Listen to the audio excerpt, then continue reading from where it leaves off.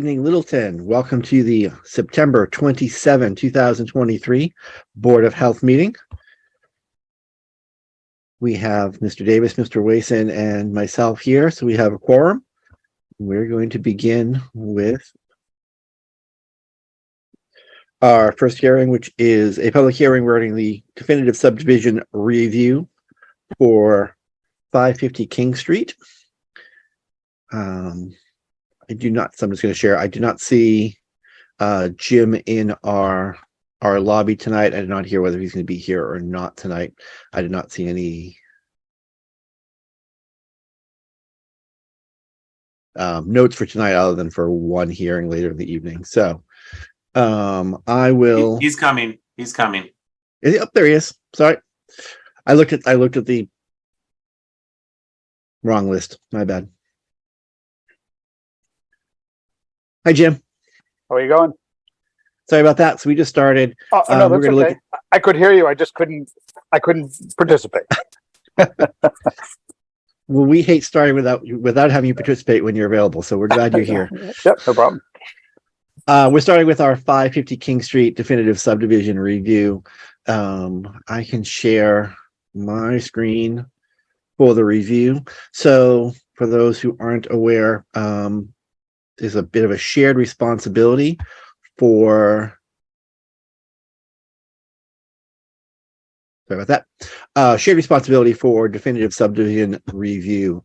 It is generally the planning board as well as the Board of Health who are responsible for reviewing the plans. The planning board review falls under the planning board regulations, both local and state regulations.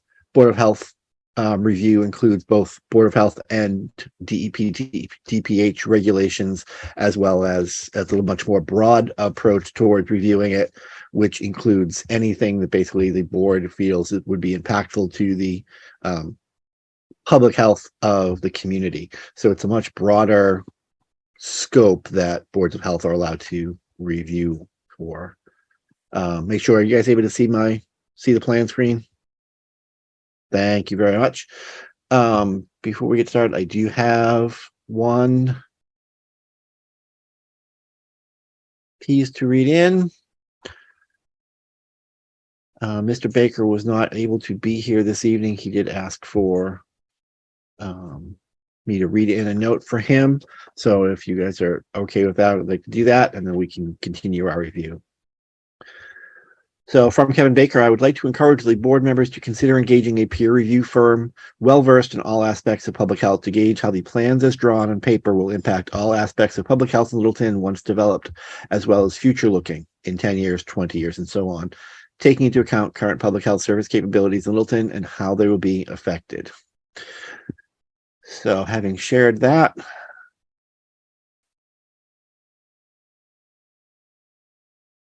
subdivision review plan. So boards of health have 45 days from initial notification plan needs to be reviewed or is available to be reviewed to make their recommendations to the planning board, who is the agency who actually finalizes the approval. Any recommendations that we make need to be taken into consideration by the planning board. Planning boards cannot, I apologize, I'm just going to summarize the regulations, recommendation tools from the Mass Association of Health Boards around subdivision plans. They are not allowed to basically ignore recommendations from the Board of Health. And at that point, their options are to work with the petitioner, modify the plan so that it is in compliance with the Board of Health recommendations, or outright reject the plan. They can't basically say, that's very nice, Board of Health, but we disagree and we're not going to incorporate your recommendations. So has everyone had an opportunity to review the plans as presented?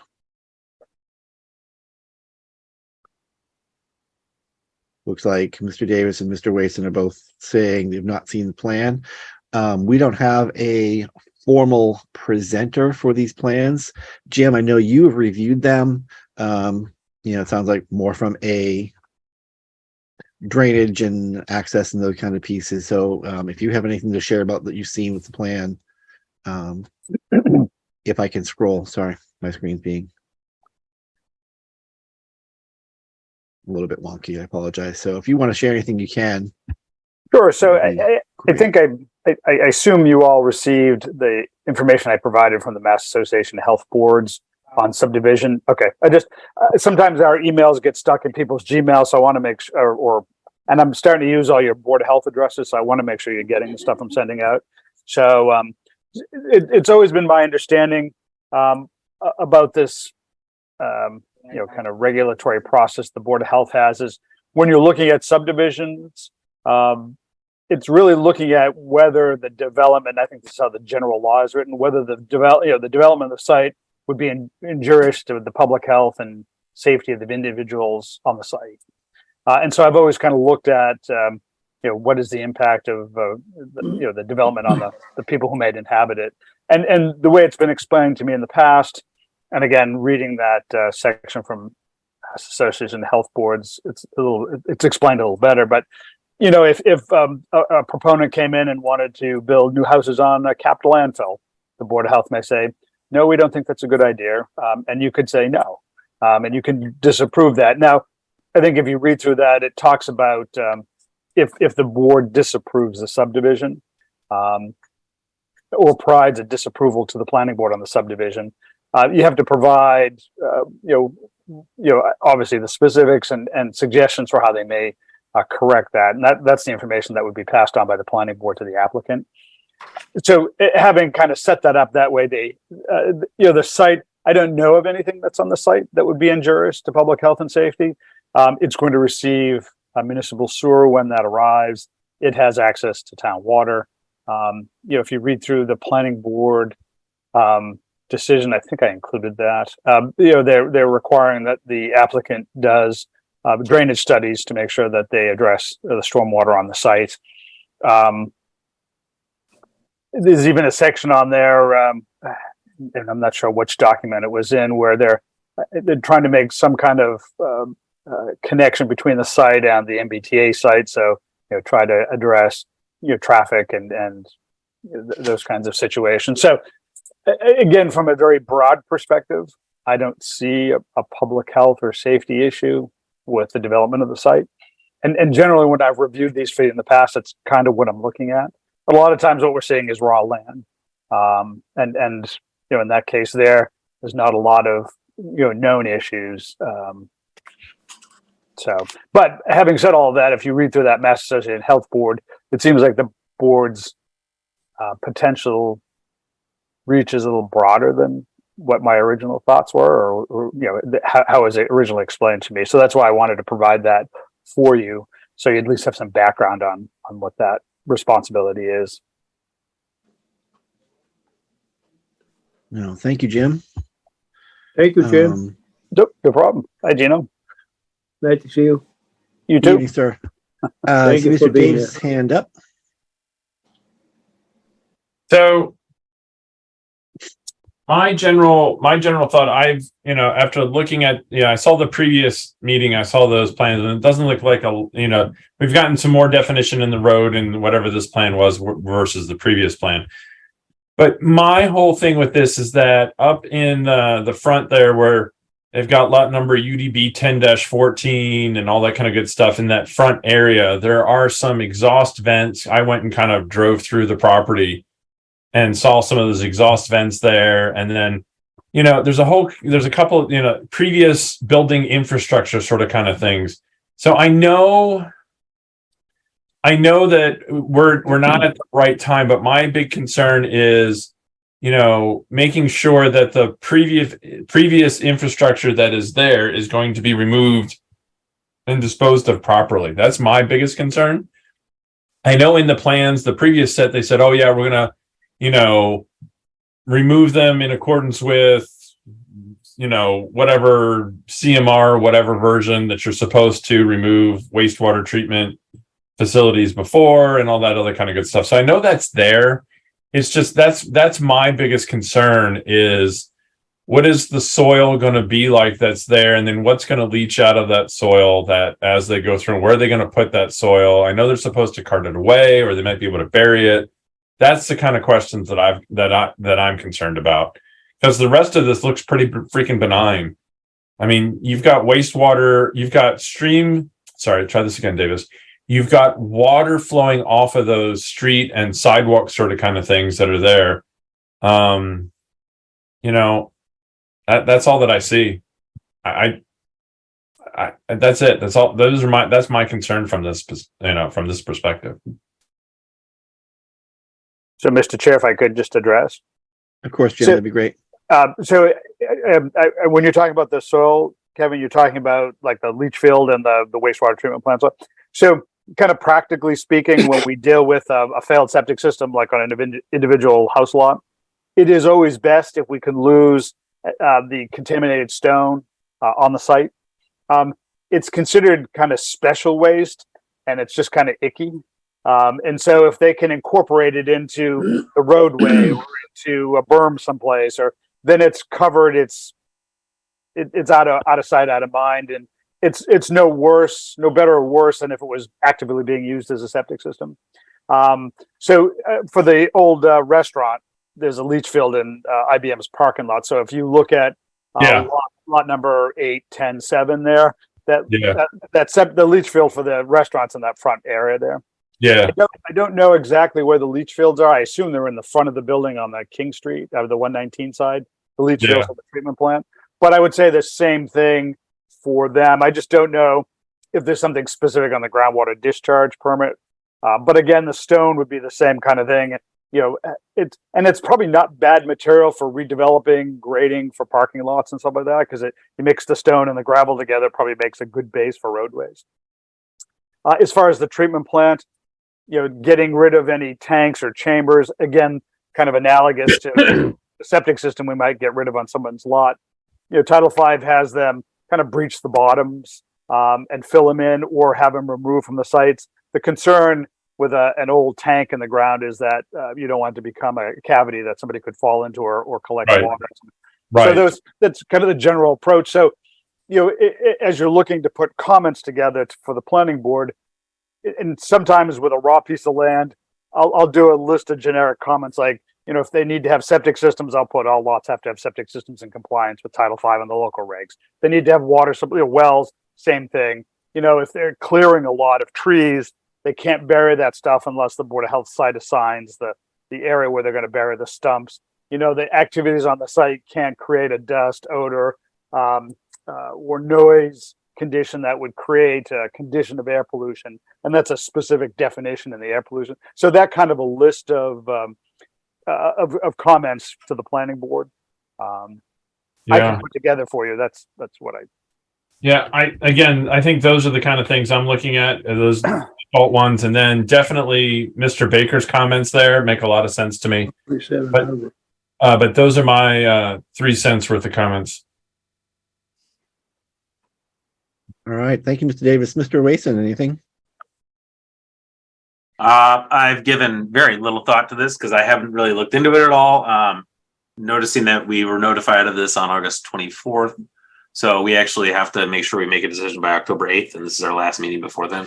So I think the hard part is I'm not sure how we could incorporate Kevin Baker's recommendation to have some study done, because I don't know if that's a approval with strings attached, or is that a disapproval unless you do this? But I have a hard time seeing that as a disapproval, because if we have to give some reason for the disapproval, and our disapproval is we just want more eyes to look at it, that doesn't feel like an appropriate disapproval. And I think planning board probably has their engineering firm do a review of the site as well. Obviously, it's not specific to Board of Health, but just in general, for the town, on the town's behalf. But in brief, like Jim said, it's going to be on town sewer and town water. That takes a lot of problems away. And so, like Kevin said, I don't see a whole lot of other issues jumping out at me. Getting back to your concern, Matt, about, how do we address Mr. Baker's comments? I say we can make that a recommendation to the planning board that they invest dollars to go and review a health study focus sort of kind of thing to see how it looks, if you know what I mean. Yeah, I guess it's a recommendation. So Yeah. If the planning board says no, or the planning board says we don't want to pay for it, and we don't have a budget because we don't have a department, then No, well, I guess we can feel good about asking, but that's it.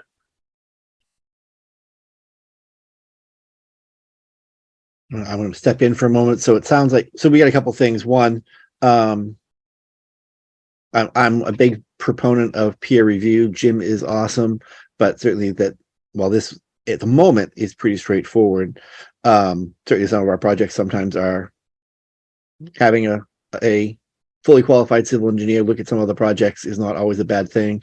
Certainly as we've seen in some of our recent cases where some engineering questions arose that perhaps an engineer looking at it from our perspective or with a set of eyes on our behalf may have caught that actually Jim caught that their engineer didn't.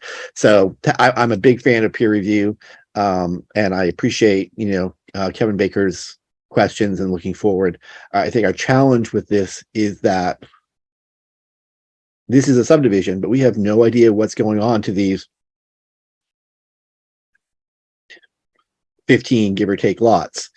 So looking at public health impact beyond water, sewer, drainage, some of those pieces, needs of a population and those kind of things, it could vary. This could be, they could put 7 nursing homes on this property, and that's going to have a very different impact than 2 Radio Shacks and an office park versus 800 apartment. We just simply don't know how it's going to be used. So I think that looking 10 years, 20 years ahead is a great idea.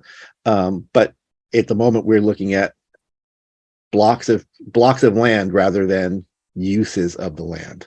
So we're a little bit limited. And with peer review, a 45-day window for a peer review is going to be tight for most peer reviews. So I don't disagree. I think in this case, we want to look 20 years down the road when unfortunately all we have at the moment is 15, give or take, shapes on a plot of land. For me anyway, I would appreciate, Jim, if you can put together that list of recommendation of pieces, including that the wastewater treatment plant will be decommissioned per DEP regulation and the leaching field will be decommissioned per, I'm not sure if that's a Title V. Is it Title V, even though it's a leaching field for the wastewater treatment plant? So there we go. So exactly, just to make sure that I'm sure they're aware of that. But again, that due diligence piece, that needs to be included in the plan when it comes time to actually make this happen and town sewer and all that good stuff happens. So, Mr. Fratelloni, I apologize. Do you have any comments or questions? Do you think we can also make it a part of the recommendation that this doesn't become worked on, accepted, whatever the word we want to use, until town sewer is there ready to go? I think I had sent one other plan, Dan.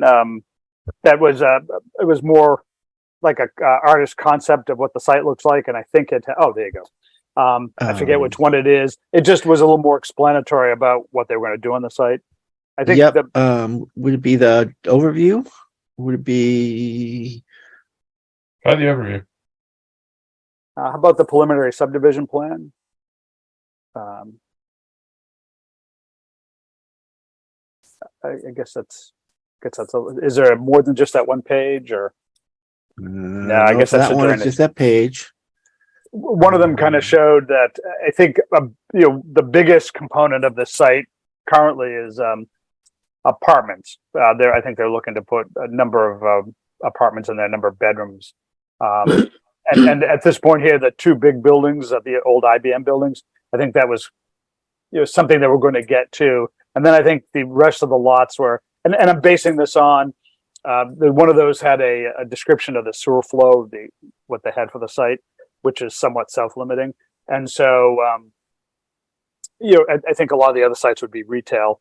One other thing I guess I would say is as properties come in, as they start to build out those sites, we'll see building permit applications. And so let's say a gas station goes in, we'd have the ability to comment on what's going in there, or, a mechanic shop, or, what we see a lot of these days is, particularly with retrofitting a lot of these old office buildings, we're seeing new office space, and in them they have these things called labs, which always makes me think, since chemistry and biology, that there's a hood and there's a drain and there's chemicals. So we generally have those conversations with people too. Most of them, it turns out these days, are electronic labs. They just call them labs. So it's more innocuous than what I would be used to. So there'll be a review of the each individual, as they build them, the construction on each individual lot. I wish I could remember which one it was. It gave you a little better view of what they were proposing. Master plan layout, maybe? That's older. Yeah, I think it was an older document. Oh, there you go. Oh, there you go. Okay. Sorry about that. No, that's okay. So N and O were the existing buildings.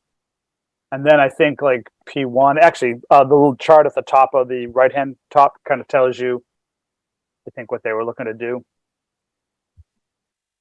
And again, I'm sure that that's all subject to change too, but so like the little Tuttle house will stay. And then it's kind of a mix of residential units and retail. And so can I guarantee you that's what's being built there? No, but this is to give you an idea of what they were looking to do. The sites, they had a sense of it. Preliminary vision kind of thing for the space. And a big part of it, I think, is the residential components. And I think those are in P1 and P2, and then residential units scattered kind of amongst those other buildings. So this is going to really look like the stuff that they have down. If you've ever seen the ones that they're building down in Maynard, that was on one of the old digital equipment sites as well. They have a couple of restaurants, like 4 or 5 big apartment buildings. And then this, at least they have parking. Whereas the other ones, they didn't have any parking over there. Well, that's critical in the center of your town. Yeah. Yeah, no, but yeah, this is, yeah. So I'm sorry, it's K and J and L, I guess, are the new residential. Yeah. P1 and 2 are the parking. M, 25 residential units in M. N and O are going to stay commercial. And then more parking. And then what are the... Oh, and then all along the front area is where they're going to put in retail. So I, Q, H. Those are all... Oh, and second and third are above. Oh, I see. Yeah, retail first floor and then residential above. It looks like for most of those front ones is the vision. Doing the true village kind of center town thing. Yeah, totally. So I assume it's been asked and answered, but our water supply and sewer system can accommodate this growth in capacity, because that's a lot of residential units. So my understanding, looking at all the paperwork, is that they had to, I think everybody who was wanting to be on the sewer line had to put in their proposals to the sewer department, and they were assigned flow. And in one of those documents, there's a certain amount of flow that they've been provided. So that's what they would be limited to as far as development goes. The water, I can't really speak to.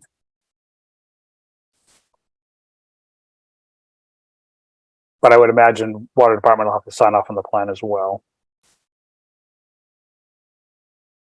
Yeah, that's a concern, is how much water we've got for that. Yep. I know they were talking about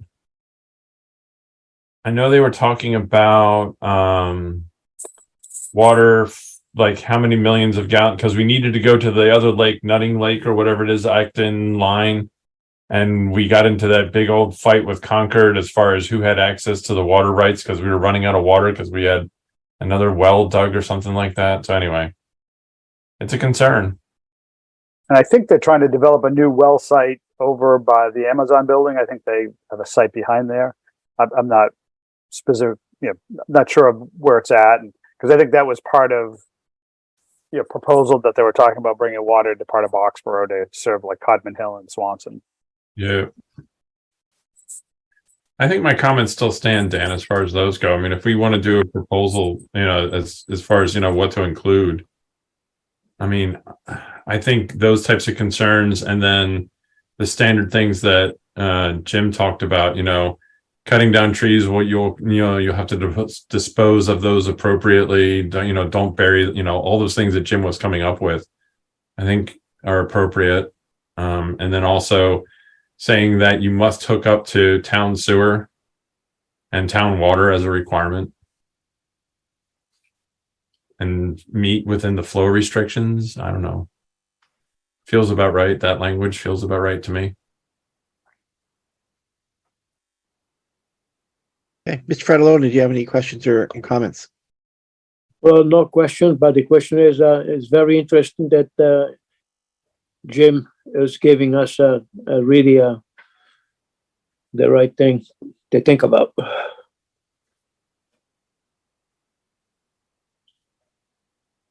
All right. So I'll entertain a motion for 550 King Street subdivision.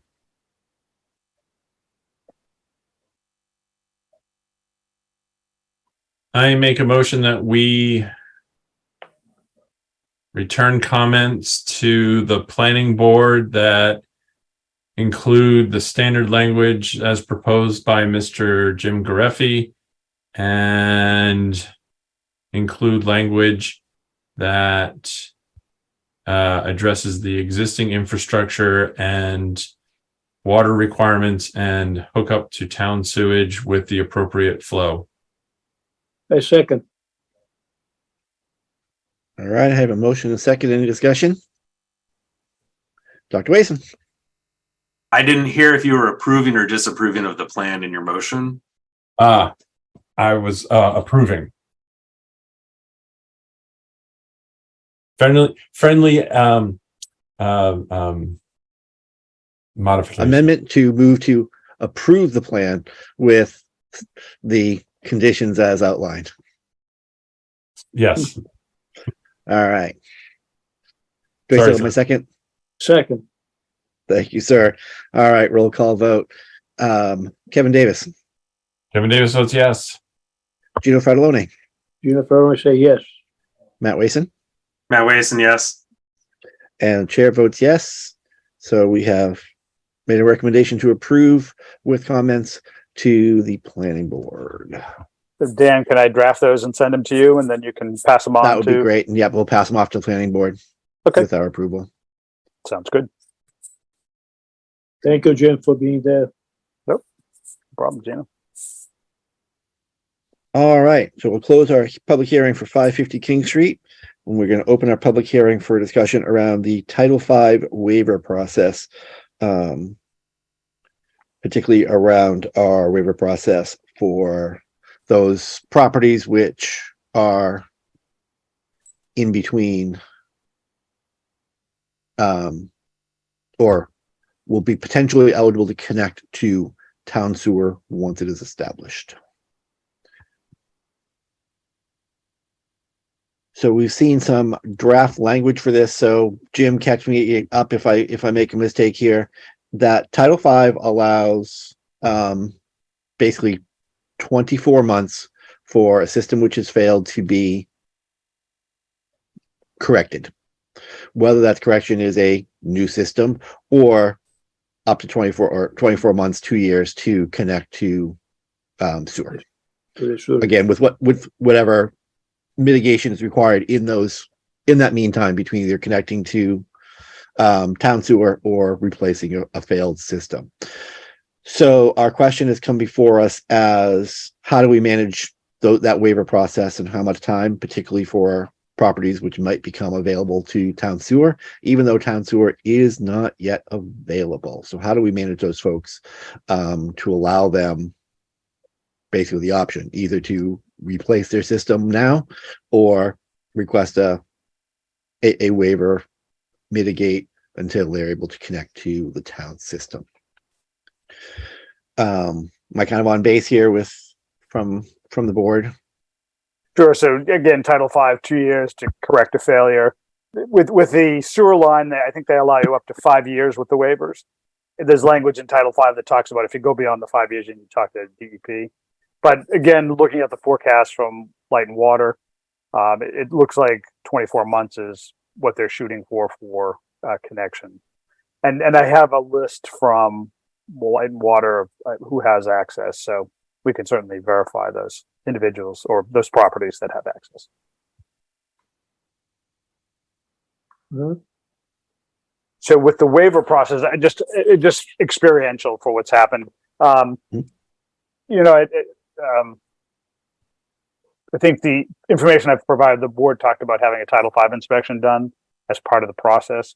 The reason I feel that's important, it's not spelled out in the language in Title V, but the reason I think it's important is A, you document that there is or isn't a failure out there.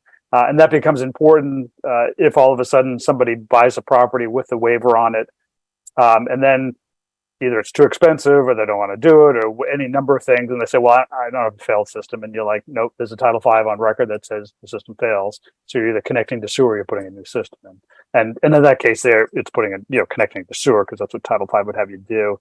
It also allows you to have a sense of what the condition of the existing system is for those mitigating facts, as you mentioned. An example we had up in Ashburnham, we had an old cesspool. The center of town was getting sewered and there was an old cesspool for one of the houses. And you couldn't effectively pump it because the cesspool was essentially in the groundwater. So every time you pumped it, it filled back up again. So what the board said, hey, look, it will provide you with a waiver. You put a tight tank in. It was probably a little less expensive to pump the tight tank to maintain it than it would have been the cesspool. And they kept the tight tank until they could connect to sewer. I'm not saying you would do that, but I'm saying having the Title V would allow you to look at it and say, do we need to do something here? Or can the system as it is be pumped from time to time to maintain it? And that would be part of the, I mean, so obviously if you find out you have a failed system, either because you have an issue or you have a sale, the most common times you'd ever identify a failed system. Right. Something really, really bad happens in your yard or you're selling a purchase and sale process and you identify a system. Correct. So that piece of inspection would be happening for the purchase and sale portion. Then So I think it's so. yeah, great. I'm sorry. No, I was gonna say, so I guess that piece of, we include the Title V language inspection requirement, but I guess I'm trying to figure out when or how that works, since that's odds are the time when we're going to identify the failed system in the first place. So part of the information I had provided you earlier, and I think some of the stuff that recently the attorney provided, Lunenburg actually had a waiver process. So yeah, they had these bulleted points. I'll just kind of read them if you don't mind. The waiver can only be granted for properties that can connect, which makes sense. A photocopy of the deed was necessary just to show the property that's being served. Title V inspection conducted by a DEP certified inspector must be submitted as part of the request. Based on the inspection report, the Board of Health reserves the right to require remedial work on the existing system that, in the board's opinion, improves the system's functionality and minimizes the threat to public health. The work needs to be completed before and inspected before the waiver is issued. Prior to the issuance of the waiver, the Board of Health agent can go out and view the property and make sure there's no obvious public health hazards. And essentially by signing the application for a waiver, you're granting permission for us to do that. It does talk about the waiver being transferable, as outlined in the agreement, which I believe, Dan, you sent to council to be reviewed. Yeah. And then it needs to be recorded on the deed for the property. And so there's in Lunenburg, and unfortunately when they developed this, I wasn't in town at that point, but it sounded like, as I read through their document, they had a hearing on each one of these. How you approve them really is up to you, whether it's like a permit that's in full compliance that I sign off for you, or whether you want to have each one of them come to the board for review, or you want, if there's one that's an issue, needs some mitigation, bring it to the board so you can agree on what the mitigation is. So again, it's that kind of process I think would be helpful for folks who are looking to do this. All right.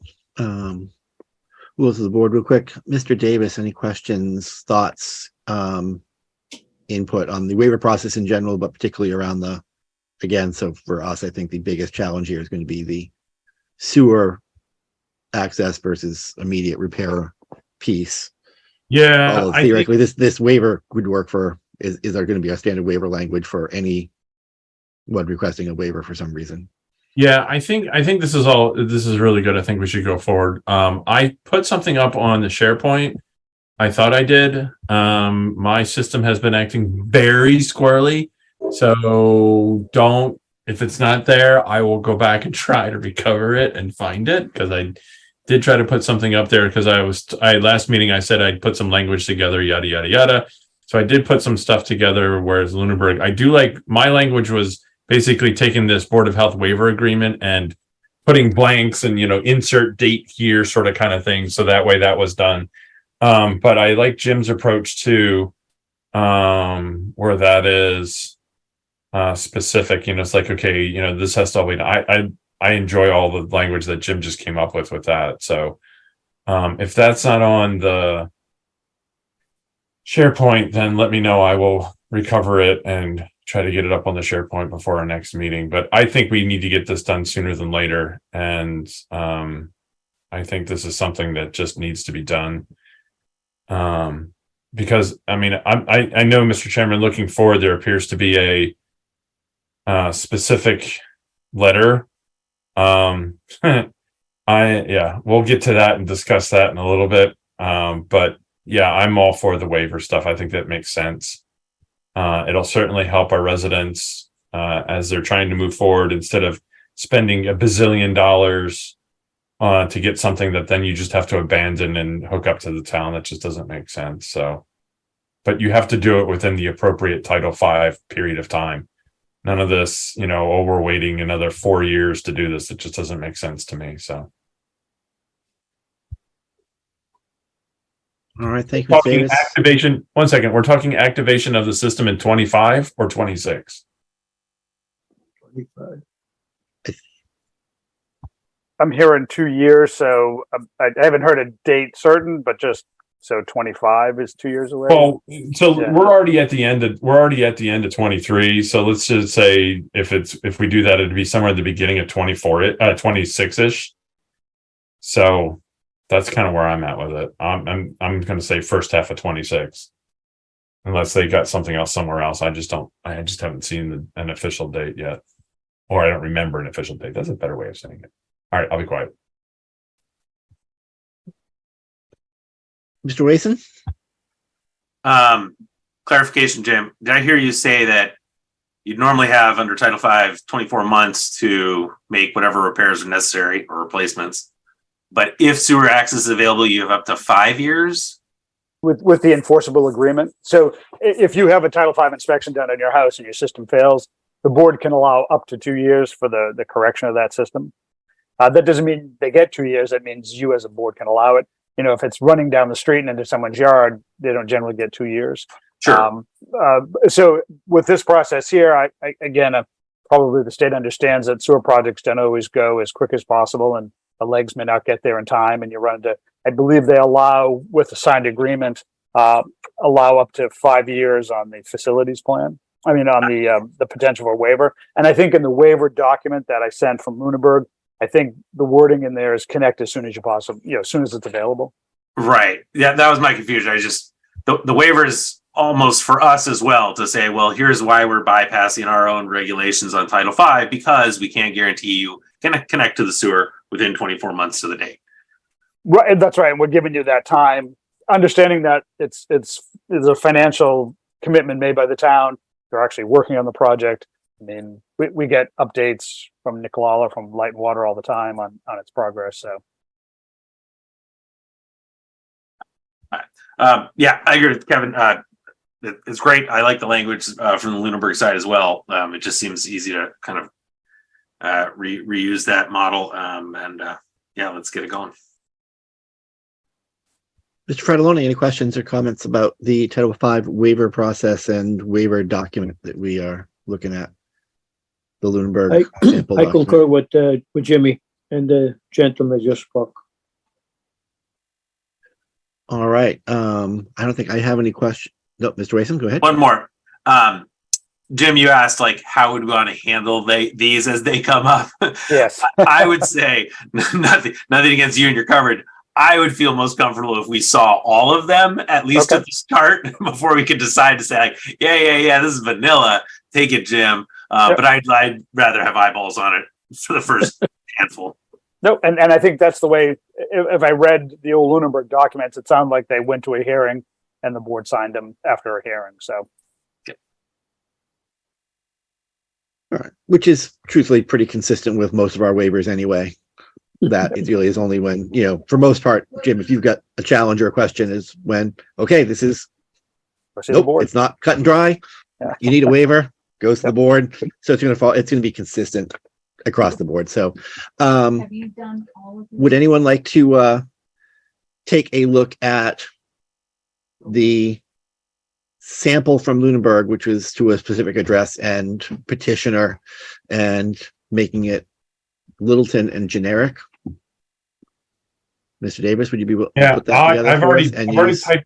Yeah, I've already typed that up once. I'll go through and find out where it went off on the electronic bits of the world. I thought I had seen it as well, and I admit I just went back to look it, so bring it up so I could share it, and I can't find it at the moment. So it does not mean it's not there. I just can't. I don't see it at the moment, which is why I'm asking. So, and just make Yeah. sure, obviously, we're including those. I think it was 3 or 4 line items that. If Jimmy Mr. recommended that we add Gareffi in. wouldn't, yeah, if Mr. Gareffi wouldn't mind putting that together quickly, I can put it in a fun document to make it look pretty. Or if he wants to put it in a fun document to make it look pretty, so we're not doing double work, I will definitely work on the Lunenburg language that we see in the packet and make it Littleton version. So I can send you, I had typed up the application process already. So I will send that to you and you can make it look pretty because I can make it look neat. I can't make it look good. But I'll send that to As you when long we're as- done tonight. As long as it's functional and legible, that's good enough for me most of the time. So, And you'll see in what I send you, I have some bold and underlines. Those are questions I wanted to ask you about prior to hearings and stuff like that. So those were more to kind of flag talking to you tonight about how you Yeah, want it. totally. And then send it to, yeah, so that'll be good. Okay. Send it to my Board of Health Gmail one as well, besides the Littleton one, because there's some interesting things with IT that I'm working right now. So, Okay. So the one I have for you before and the board health one, thank you, sir. not a problem. Much appreciated. I don't see anything on the OneDrive right now, Kevin. So I just made a Title V waiver process folder. So Great. I'll That's log in and see if I can see that in a little bit. if you put some up, it doesn't text me and I can try to eyeball it in the moment. Yeah, totally. And all we're doing is looking for presence and not taking any action on it. Open meeting rules. we can take it, so we can review it, and then we'll bring it back. Brenda is here now. Good evening, Brenda. Thanks for being here. If you're taking notes there in the background, if you wouldn't mind putting the Title V waiver process as our first agenda item for our next meeting. I do know it will be good to have this in place at the beginning of our next meeting. So if we can make that our first line item, just so we can make our final decisions and make sure that our process is clear. Point of order, Mr. Chairman. Yes. Just want to ask and make sure that our audience, if there's anybody for comments for that thing, just because it's Yep. Thank you, Mr. Davis. Since I do have the attendees up on my side, I don't have any hands raised, and I still don't have any hands raised. So, but thank you for the reminder. Please keep me on track. I appreciate it. All right. So, any action on the public hearing? Would we like to continue this public hearing to our next meeting so we can finalize the language in the form and be comfortable with it? I think we're in a good place at just so having it moved. black and white and electrons, so we're all happy that it's what we want. All right. Yeah, so moved it for a continuance to the next meeting. All right. So I made the motion. That was a second. I'm going to do a roll call vote. Kevin Davis. Kevin Davis says yes. Thank you, sir. Mr. Fratellone. And Jennifer Aroni, yes. Thank you, sir. Matt Wason. Always and yes. And chair votes yes. Continue the hearing to our next one so we can finalize the language based on our conversation this evening. Thank you all. I realize we're way past our 7:20 public hearing, but we are here now. 7:20 public hearing for 22 Jennifer Street for request for a permit extension. And we have, looks like on our agenda, Tom Conley responding or representing. I see a Leone Conley in the audience. I'm wondering if that just might be a different name on the Zoom account. I have no hands raised in the audience for 22 Jennifer. That is the second name on the title of the list, so I would promote that Leone Connolly person. If you look at the top, it says Thomas and Leone.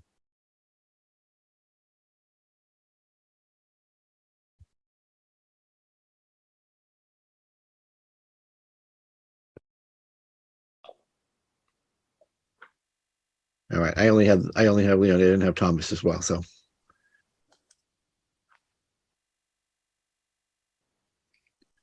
All right. Good evening. I am asking if that Leonie Conley is in fact Tom Conley representing 22 Jennifer Street.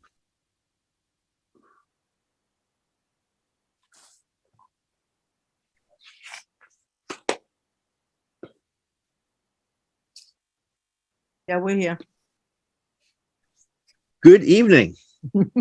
Welcome to the September 27th Board of Health meeting. You are before us today requesting a permit extension for your property at 22 Jennifer. If you'd like to start and share a little information about what you're requesting, and we can get moving.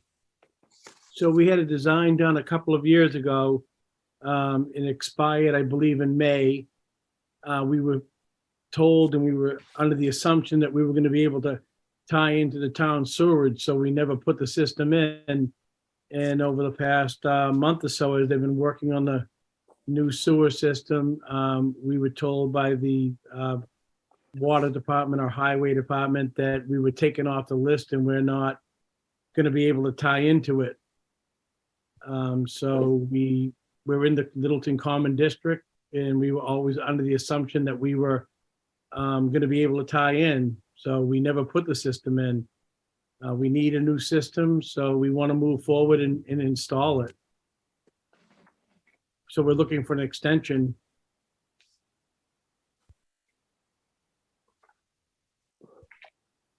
All right. So from your initial letter, designed back in March 18 of 2020, and you're before us now for an extension. So it sounds like, did you have a plan already designed for this property, or do you now need to design start that approved. process of design approved? All right. I'm going to start real quick with Mr. Gareffi. Do you have any comments about 22 Jennifer before we act? Sure. So the permit, they came before the board. It might have been on the 26th. That's the date I have on the permit. I'm not sure exactly the date of 2020, because there were some variances needed. So the board granted variances, local upgrade approvals for the system permit. Again, permits are good under Title V for 3 years. And there's a section of Title V that states that a Board of Health can extend a permit for a year. So this permit would have expired May of this year. So the board certainly is within their right to be able to extend this permit for another year till May of 24.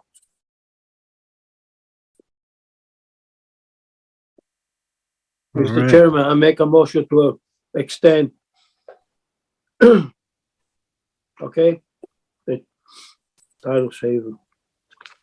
22. We have a motion. Do we 22 have any Jennifer. second from the floor?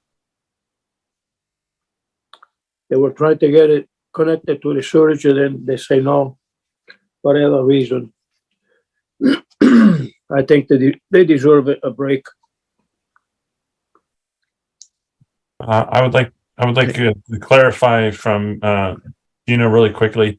Is the year extension from the May or from today? It would be from the original date on the permit. So from the The original May date on the permit. 26, 2020. Yep. So it would go to May 26th of 2020. 4. Correct. Yep. Okay. Friendly amendment that it would go to May 26th of 2024 is a point of clarification. Is that okay, Gina? Yes, Second. We have a motion to second. Any discussion on the motion? Mr. Wason? I would appreciate discussion. I guess a piece of me is confused as to how this all played out. It's been years ago. But I don't think the sewer system was ever going to be operational before 2023 on any plan, was it?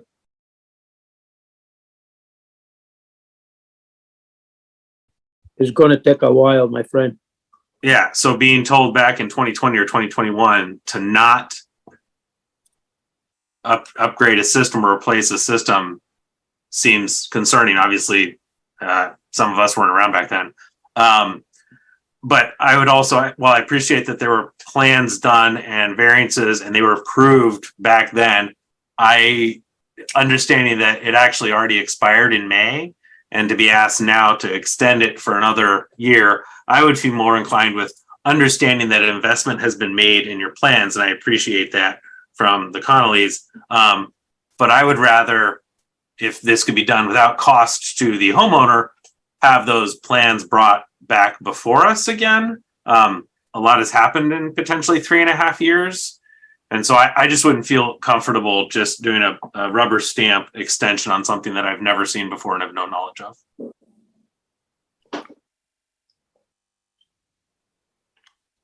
And because is that something, if they brought the plans back, could we then say, yes, hey, we now give you a new permit to do that starts 2 years or 3 or? Are you asking me, Matt? Kind of, yes. Okay. So you could do a number of things. One, you could grant them an extension. So if you wanted them to have them present to the board, since some of you weren't here when this was presented, so that you can understand, what the requests were. After that, you could extend for a year. They could apply. You could have them, instead of granting the extension, apply for a new permit, and then it would be good for 3 years. It sounds like the Connollys want to put it in sooner than later. So whether that's, but again, certainly if you wanted to have them, I don't know if you want to have them have their designer come and present it to you. You want them to present it? Do you want me to present it? You tell me. I guess I would just go the kind of the usual, have the engineer come and present, and this is what we're going to do. And because like I said, from my perspective, it's already expired. Yep. So I consider the variances expired at this point. And so I like I said, I wouldn't feel comfortable just all of a sudden me personally voting and saying, yes, I will grant you approval of something that I've never seen before, don't know what the variances are, and don't know honestly or not whether they kind of fall with how we do things these days. That's where I'm coming from. Yep. So again, if I'm hearing you correctly, they would apply and present for the board's consideration. That's what would make me feel most comfortable. Like, Okay. necessarily, maybe not apply, like maybe not an additional expense, but come and present it. And if we all feel great about it, then we can give that 1 year extension. If that could work logistically.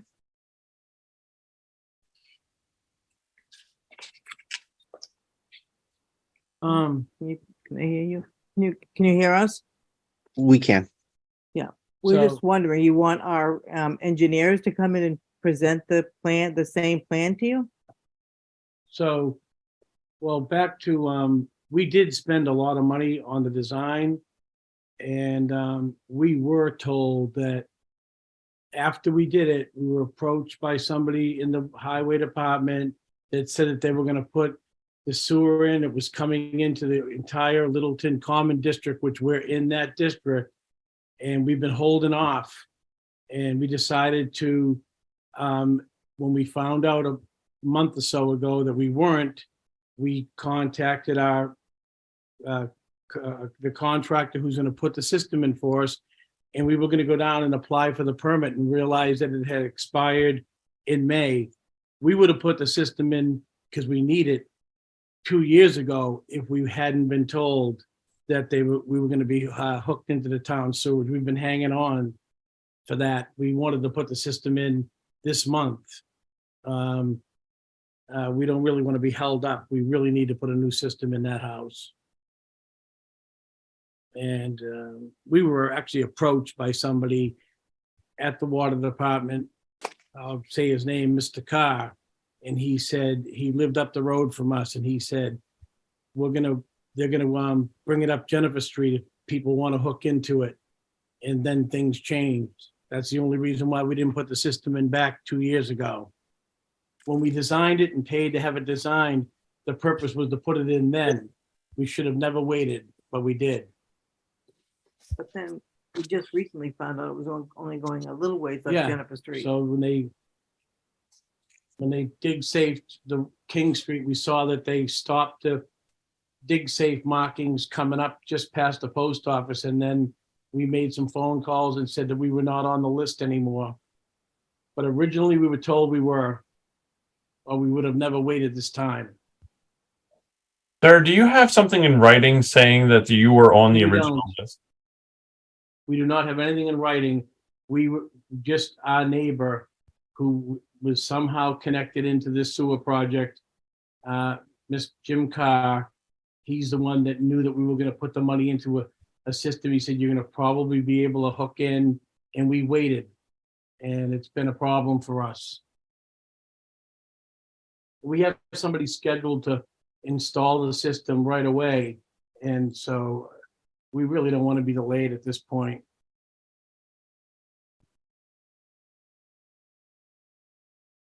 Jim, you said you had a list Just trying to of, be honest with you. yeah, no, we appreciate it. Jim, you said you had a list of addresses that are on the list. It sounds like it is not going that far down. Jennifer is basically just making the turn and stopping at the end there. So, Stopping Yeah. right at the edge of King I'd have to Street. take a look at the list. I got it. I had requested the list in conjunction with your waiver process. I haven't gone through the list. I figured we'd do it property by property as they requested them. I guess the only thing I would say is regulations haven't changed since the original approval. Your local regulations changed just a little bit, but that change was the requirement of treatment when they're requesting a 2-foot reduction and within 100 feet of wetlands. That wouldn't apply here. So to the Conleys, I don't know that any additional design work needs to be done to the plan. So it sounds like it would, from hearing the board, it would be just a matter of presenting the existing plan. And how long would we have to wait for you guys to meet again? one moment, let me pull it up when our next scheduled meeting is, but give us a moment. We're still having a discussion here. Our next scheduled meeting is October 11th, so 2 weeks. We don't have the original documentation for the original waiver, what was involved. I'm not sure, Jim, did you pull it up? Do we know what exactly was it waived? Was it simply an offset? Was it a sieve analysis? I guess I'm wondering how involved with this waiver process. I think that might help inform the board as to, is this something we want to take a look at since we're 3 years out, or is this a relatively minor administrative waiver kind of piece that we might be able to accept and just make it happen? Sure. So there were 2 variances / approvals noted on the plan. One was the reduction of the groundwater offset from the bottom of the leach field from 4 feet down to 2. They're using a Presby system. And then there was a variance from your local regulation requirement for that, because it's really a tight yard, the fill will be within 10 feet of the lot lines. And so they're requesting to have fill within 10 feet of the lot lines. So those are the 2 requests. 10 feet, within 10 feet of the lot line isn't a butter notification, right? Correct. So that's kind of what it was. If this is an offset, really it has minimal impact. It's that, that we're 3 years out now, that it is certainly potential that abutters may have would like the opportunity to speak. Not that I'm not going to say either way what my opinion is on it, because I haven't seen the plans. I obviously want to support the petitioners, the property owners, to get their system in.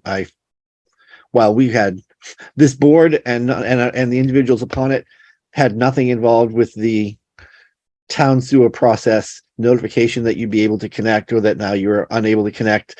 I certainly personally, I'm sorry for that confusion occurred, and you're now 3 years in and still where you were 3 years ago with your system.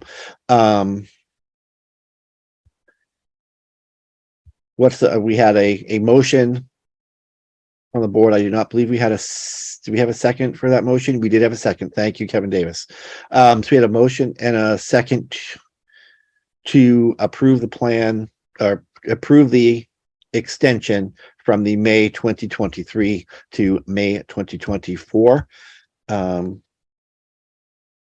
think we've reached the end of our discussion.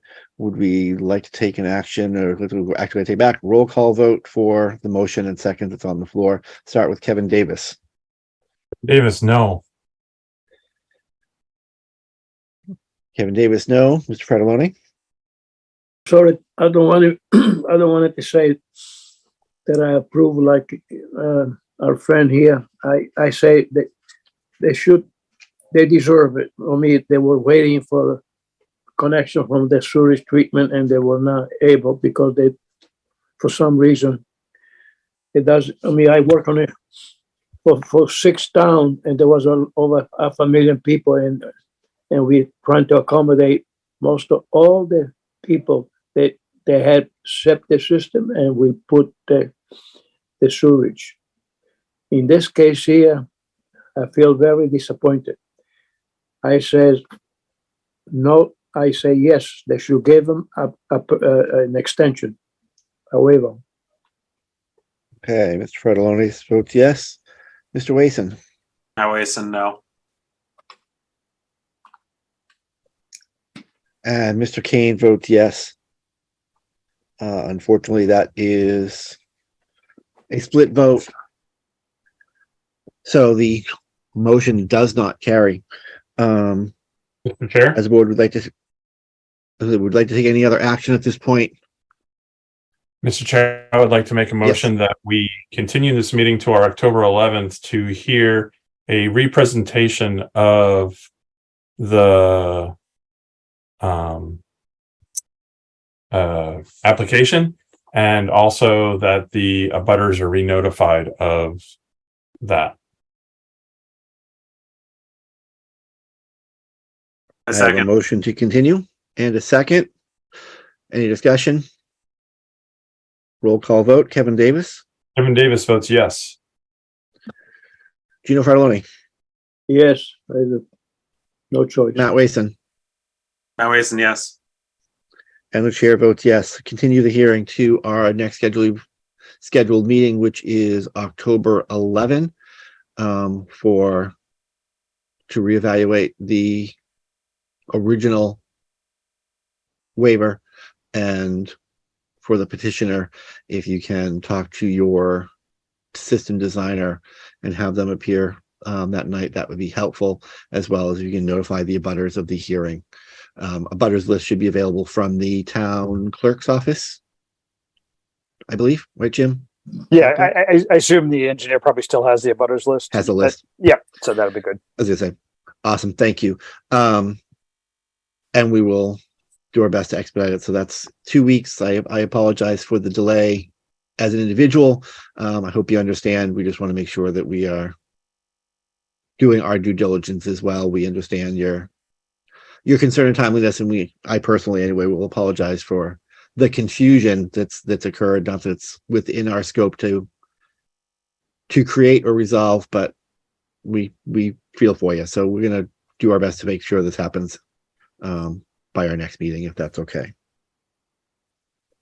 So do you have your plan then? So do we need a new waiver application? So what I Jim? would do is I'd ask them to put together a new letter. Since they're notifying the abutter, you may as well just, it'll be cleaner that way, and just, they can probably use the old letter because nothing's really changed, so. All right, Conley, does that make sense? If you can talk to your engineer, just resubmit the original application and notify the abutters, and we'll do the October 11th meeting. I'm not sure the time yet. We will have it from our administrative folks for the time. It'll be 7 o'clock that night. I'm just not sure where in the agenda you'll be for us to have that meeting. Okay, thank you. Okay, thank you. Thank you both.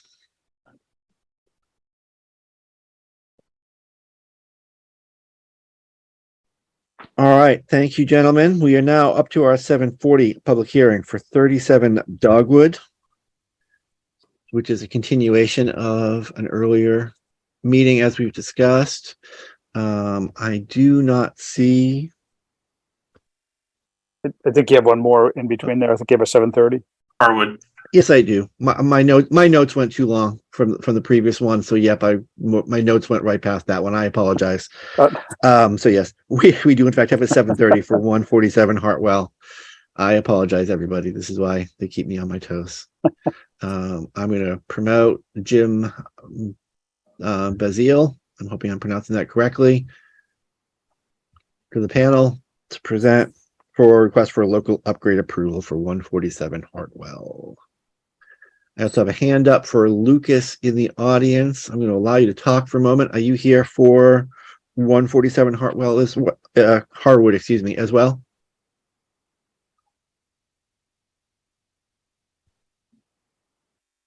Lucas in the audience, are you here for 147 Harwood?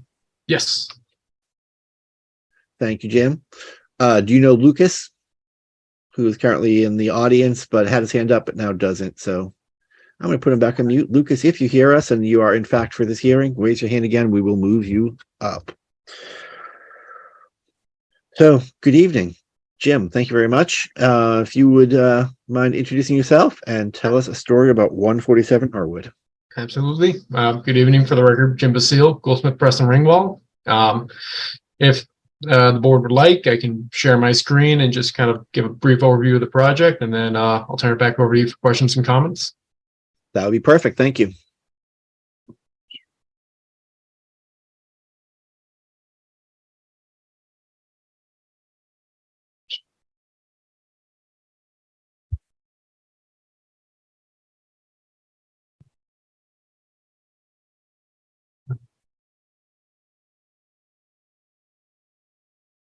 Can everyone see the screen okay? At the moment, no, we don't.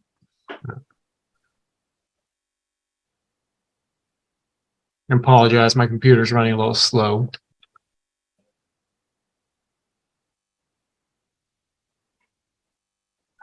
It's not your fault. Just be patient.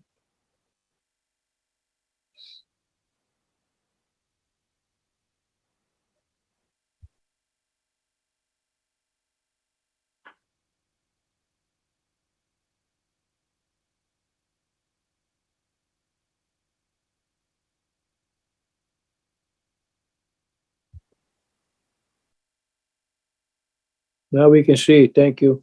All right, perfect. Thank you. So for the applicant, we have prepared a septic upgrade plan and application for the property at 147 Harwood Ave. Property is located on the southerly side of Harwood Ave. You have the existing house, 2-bedroom on the property, driveway up Yes, here. Over to the west, the existing septic system and tank are in this area here. We're proposing to upgrade the system to a IA Presby system.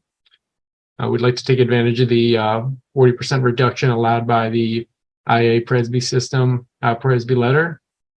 We are asking for one item of local upgrade approval, and that's for the percolation testing. We're asking that one percolation test within the primary area be waived and one sieve analysis be allowed within its place. The reason we're asking for this is during the time of testing, it was just too wet to perk because of all the rain. So we'd like to use a sieve analysis, and based on the results from Geotesting Express, that provided a percolation rate of 30 minutes per inch and long-term acceptance rate of 0.33 gallons per day per square foot.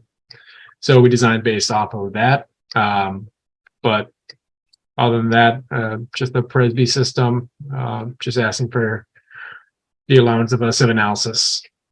That's all I got for you. I'll turn it back over to the board for any questions or comments. Should I stop sharing my screen or leave it up? Why don't we leave it up just in case anybody has any questions, if that's okay? Sure. I'm going to ask our agent, Mr. Greffy, if you have any comments, feedback. to Sure. share. So the use of the Presby system here, the property slopes to the road. And so again, the value of the Presby system is it's a bed that can actually slope with the terrain, and make sure that you don't have fill going out onto the street. So you can see they're keeping the fill off the 10 feet off the street. Again, this year was so wet. And again, trying to get a perk test dug and actually run, water was coming in it. So again, sieve analysis is the only way really to come up with a long-term acceptance rate, essentially a sizing formula to determine the size that system needs to be. So again, I don't have any issues with it. It fits on the site nice because of the Presby. It fits with the land nice. I guess that's all I have to say. Right, great. Before we go to the board, I'm just asking the question. So it looks like we just really looking for a waiver for a sieve analysis in place of a perk test. The Presby, do we have an offset, a groundwater offset change, or is it really just using the Presby because of the terrain? Mostly the latter. Yeah, we're still maintaining the 4-foot groundwater offset. So it's just the terrain benefit and fits in the site nicely. All right, nope, that was gonna be my question, if we need the waiver for an offset question, because that's our standard Presby discussion. So thank you very much. We'll do our board discussion. Mr. Davis, any questions, comments, concerns? Oh, I thought if we went with an alternative system, there needed to be a variance for the use of the alternative system. I'm sorry. That was my understanding. If someone could correct me, Mr. Garaffi. So Presby, Geomats, all of these have IA approval from the state, so the boards can accept the use of those for both new construction and for remedial, like in this situation, to upgrade, fix a septic system. Where we see the variance or the approvals come in is when they're requesting the groundwater reduction, because within those approvals that the state has for each one of these technologies, it says the Board of Health may grant up to a 2-foot reduction, or these other things that, you could shrink the size on some of them. So that's where that part of the approval comes in. So if they're using it according to the technology, that should be Right. Okay. So it's just here's a new technology. We don't need to dig a hole and put PVC pipe, yada, yada, yada, stone. If you want to use the new technology, go at it because it has these properties, which would be blah, blah, blah, blah, blah, blah, blah. Okay, great. All right. And so then the only thing that we're worried about is the sieve analysis. Okay, I'm good. That's it. Thank you, Mr. Davis. Mr. Fredoloni, any questions, comments, concerns for 147 Harwood, excuse me. You're on mute, sir.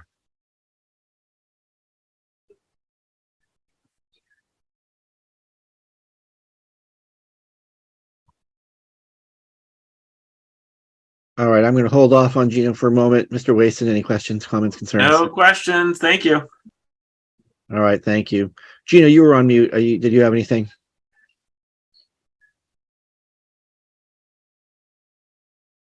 Sorry, Gino, we still can't hear you. You're still on mute.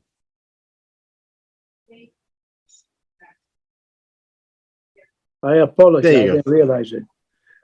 Okay. I understand that what Jim explained, I think is good enough for me. All right, thank you, sir. The chair has no questions. My questions have been answered. So roll call vote. Mr. Davis. We have no motion. I was going to I take say, it back. We don't have a Mr. motion. Davis will make a motion that we approve with a sieve analysis in lieu of a perk test and approve the plans as presented. I second. Thank you. We have a motion and second. I do not see any hands in the audience. Do we have any discussion on the motion before we roll call vote? Seeing nothing, Mr. Davis. Mr. Davis votes yes. Thank you, Mr. Fredoloni. Mr. Ferraro say yes. Dr. Wason. Now, Wason, yes. And the chair votes yes. Thank you very much. Mr. Bazile, you are all set. All We right. appreciate your time tonight. Yep. Thank you very much for your time. I'll stop the sharing right now, and hopefully this will go a little bit faster.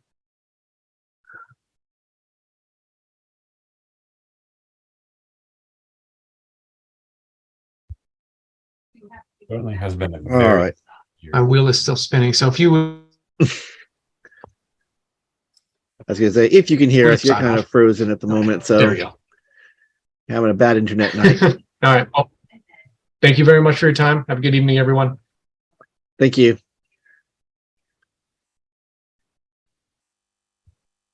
All right.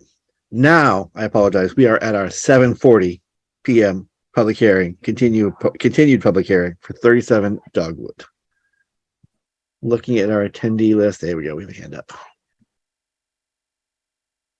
37 Street.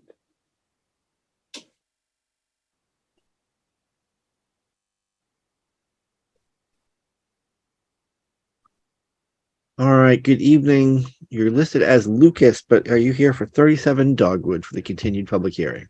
Yes, I apologize, Mr. Chair. I'm Sherry Gould, and I'm not smarter than my fourth grader grandson. I don't know how to get his name off my computer.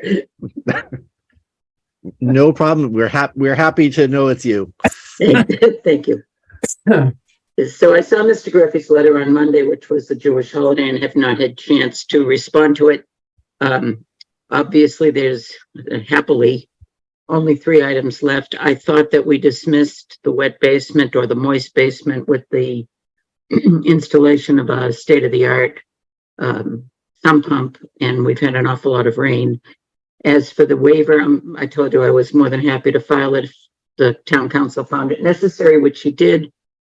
I would only ask this board if that goes by a letter. I can't find, quote, a waiver form.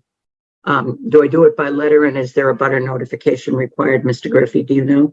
I will send you the list. I had sent you a list of what it takes to do a chapter 2 variance. I'll send that to you again. I went through it and I still don't see either a form called, motion. No. Oh, no, there's not a form. I it's think a letter. Yeah, you provide a letter. And then I didn't say a butter notification, but maybe I was reading it too fast. I see what I have to establish, but I did not see a butter notification. I'm just looking at it here. Thank you. So manifest injustice, applicant, all affected persons having been notified of the time, date, and place. So everybody's affected by it. All affected persons have to be given an opportunity to be heard and show why the variance should or shouldn't be granted.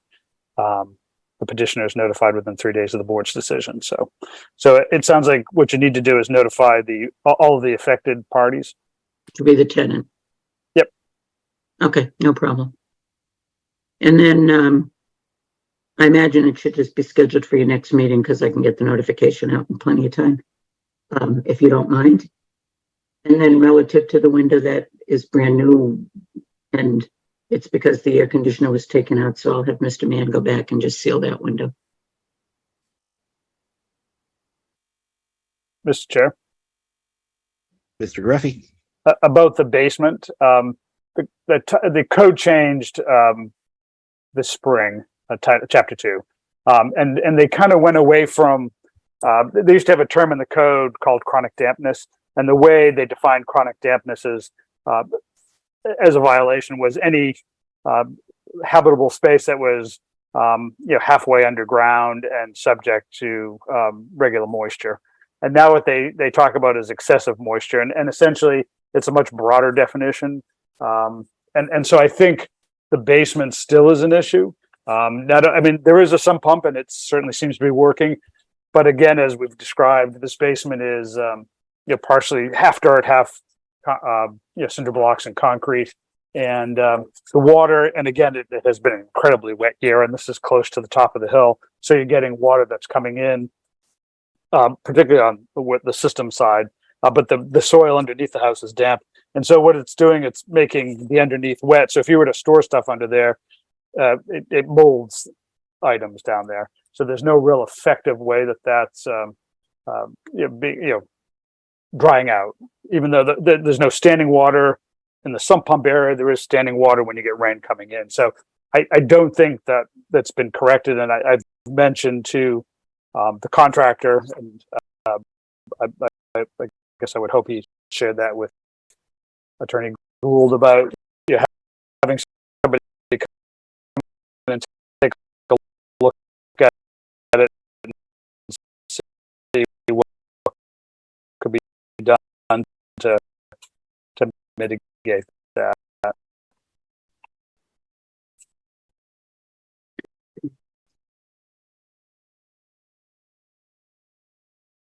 I'm going to ask a question if that's okay.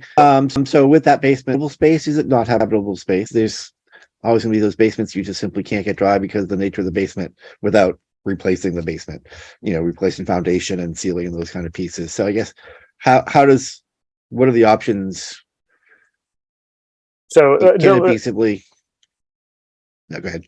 Let me just read you. Excessive moisture, this is the definition of the code, means the unwanted presence of moisture or water on permeable surfaces in a residence that occur on a periodic, chronic, or acute basis and present a risk of mold growth. So I guess I'd have to regulations are always about checking. So residence means any building structure used or intended for human habitation, and every other structure or condition located on the physical boundaries of the same lot. Residence includes but not limited to single-family, multi-unit structures, rooming house, manufactured, homeless. So it's not a habitable. Nobody lives in the basement, but it is for storage. So, but it's so wet down there. My concern is that it's so close to the floor down there. Okay, I was gonna say that's gonna be my other question. That's that certainly, even if it's not considered habitable or usable, if it sounds like there's a high potential for the moisture and potential mold growth and stuff to encroach on the habitable space or affect the air quality in the habitable space as a result of the basement space. If I may, Mr. Chair, this is a dirt cellar that is not intended to be habitable. Its ceiling height is under the required ceiling height for habitability based on the other issue we're dealing with.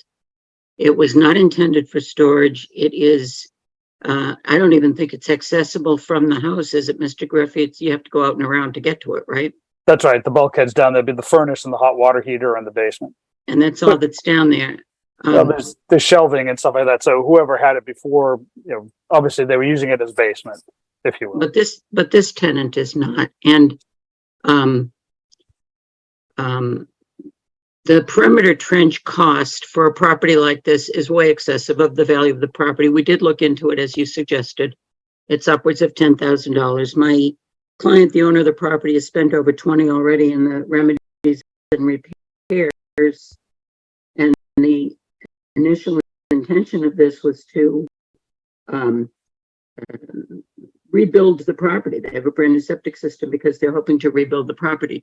So to spend over $10,000 in this basement in a situation where the ultimate goal is to relocate the tenant and to tear down the house and build a whole new one seems to me excessive to the value of the property, especially when, as I said, he's got a state-of-the-art system in there. It's not standing water. It is moisture that's coming in from a tremendously unusual heavy rain season, even with some flash flooding. And as you've pointed out, the few times you've gone back, it's moisture. It's not standing water. It's not like rivers running through it. And many of the houses in Littleton have wet basements. The water, the couple of times I was there last time, it's actually water seeping into the floor. So it's not a puddle, but it's standing water, if you will. It's when you go down the bulkhead. So if you were facing the street as you're entering the basement, all the way over to the left, the septic system side is where we, it's, again, it is what it is as far as a block foundation with dirt. Yeah, the front half, as it goes towards the street, it's dirt under there. And then at some point in time, they built a block area probably to put a furnace and hot water heater and stuff like that in the basement. So.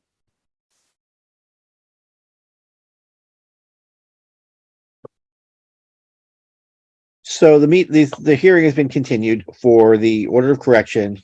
At this point, we have, it looks like 3 items left. We have the discussion around the moisture in the basement and whether that is a health hazard to the tenants upstairs. We have window that is not considered weather tight that it sounds like the property owner is going to address. And we have the ongoing issue with ceiling height under not the building code, but the housing code for habitability, which is going to be addressed with a waiver request around that for our next meeting. So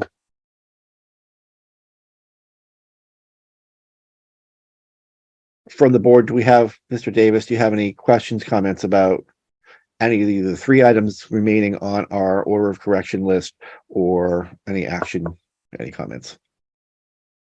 None. Mr. Fratelloni. I don't also. Dr. Wason? Just briefly for those that weren't involved in a discussion with town council, does everybody understand the variance request, or do we need to add any details, any questions? I would I'm gonna say appreciate it. so. So Mr. Wason and I spoke with town council. So there was some unclear messaging, and we'll acknowledge that, from the building inspector regarding the requirements for code for room size. The building inspector responded based on the building code regarding room size, pre-existing conditions, and from the building commissioner, the building inspector side and the building code side, that as a pre-existing structure, that it was in compliance with the building code, and had stated that it was not a Board of Health matter. There is a separate housing code which falls under boards of health to enforce, which has an overlapping jurisdiction on room size, room space, and habitability, which, again, we requested town council's opinion when we had this basically overlapping authority. Town council agrees with the board that the housing code is in fact solely the responsibility and authority of the Board of Health, and that it is the Board of Health who has that piece as well. So that while the building inspector and the Board of Health may have different opinions or the same opinion, both jurisdictions are valid. So that while the building inspector has no concerns based on the building code and those regulations under CMR that are under their control and authority, that the housing code is under Board of Health authority, and that jurisdiction continues to exist. So that at the moment, that room is considered non-habitable by our health agent. It has been inspected and does not meet the minimum requirements, so that it is at the discretion of the petitioner to either request a variance, and that is within the scope of the board under a set of criteria. There is no pre-existing or conditions language under the housing code. There is under the building code, so that is not an automatic grandfathered in because it was there prior to the code. That language does not exist in the housing code. The code is the code, so that it was really at the pleasure of the board of whether that we would exercise our authority and requirements under CMR to, I believe it's 105 CMR 700/420, to manage this. We have an order of correction from our health agent. It is now before the board as an order of correction. So I believe it is yep, go ahead. I'm sorry, I thought you were done. I'll wait till you finish. Nope, that's fine. Go ahead. More as an academic question than anything else. I'm not clear about what is the board's authority if the variance or the waiver is not granted. Do you shut the place down and evict the tenant, which can't happen? Do you put up orange tape across the opening so that nobody can enter that room? Or I'm trying to play this out as worst case scenario. If that room is not considered habitable space, does that not speak to bedroom space under the 3-bedroom deed approval? And so maybe it means I can only rent it as a 2-bedroom and hold it out as a 2-bedroom. I'm just not clear about what is the ultimate result of the board's refusal to grant a waiver if that's what happens. I just don't know. I will further say, I think Dr. Wason would support that was not a discussion we had with town council. So any opinion I would give would be our own. I'm not sure if Mr. Gareffi has had similar episodes in the past. I would say that it is not in compliance. Personally, my personal interpretation would be, I do not know how long the resident has been there, but I have a feeling that it has not been in compliance with the housing code for some time, because the housing code has not changed in recent memory significantly. So it was probably rented to the current resident outside of the housing code, that room should never have been listed as a habitable room. I don't know if it was or not. As far as it being utilized, I don't know how we would work with a resident and say, you can't use that room. I'll be honest, I don't know, because Yeah, again, that's how just- people use their homes is how they use their homes. Right. But from an owner and a listing agent and that piece, that it was probably listed as a 3-bedroom potentially, when it probably, from a housing code perspective, probably shouldn't have been. Yeah, I've got no problem with, something of the a waiver, including, and I talked very briefly, town council wouldn't speak to me as he shouldn't have. I only checked in with him on another matter and asked him if he had addressed this yet, but I sort of asked him this academically, and I have no problem with, one of his suggestions was maybe what you do is you say, let this tenant live out her term, but don't ever rent it again as a 3-bedroom. And I guess I've got no problem with that because, again, we're not planning to re-rent it. And it wasn't held out as a 3-bedroom to this tenant. In fact, it was held out as a 1-bedroom because at the time, that's the only room that was established and had a bed in it. But be that as it may, it was an academic question because I'm sitting here going, well, what happens if? I guess my thoughts, I mean, I guess I haven't run into this before, but anytime a board denies a request like this, my first thought are 2 options. One, you can correct the violation, or any party aggrieved by a decision of the board can seek redress in the court of competent jurisdiction, I think is the way the code works it. Yeah.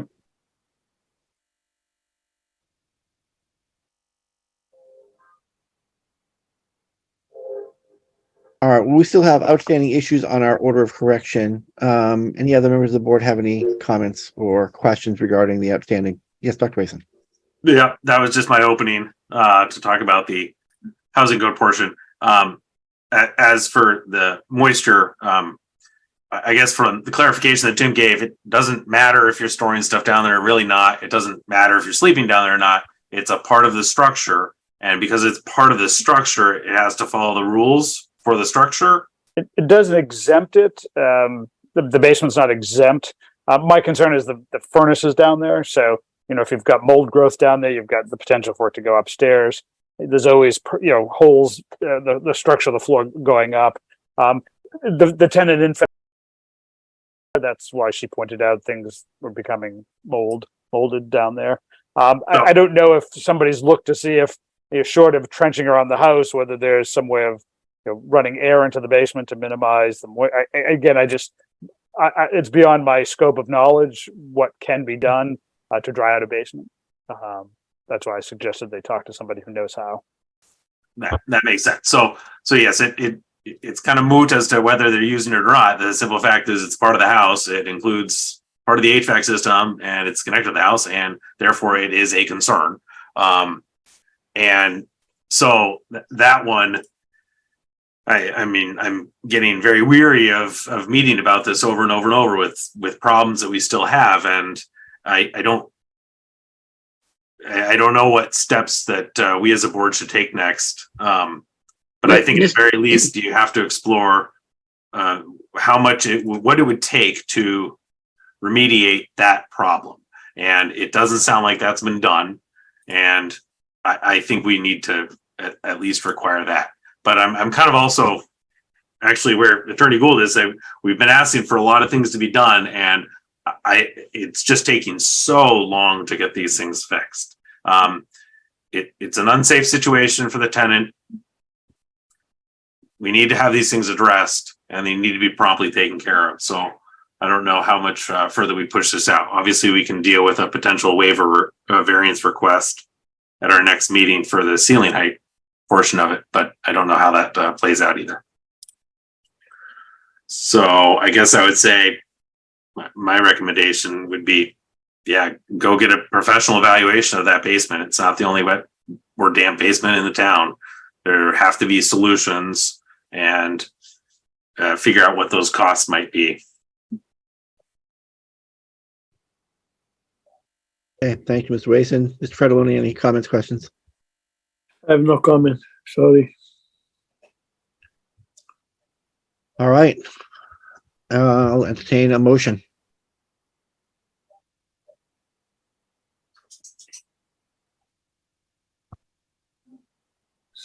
Would we like to continue the hearing? Would we like to? We have an order of correction still in place. Would we like to exercise our authority? Again, we're at 3 months in from the original inspection of 6/22/23. Expand our enforcement action from notification and requirements to punitive.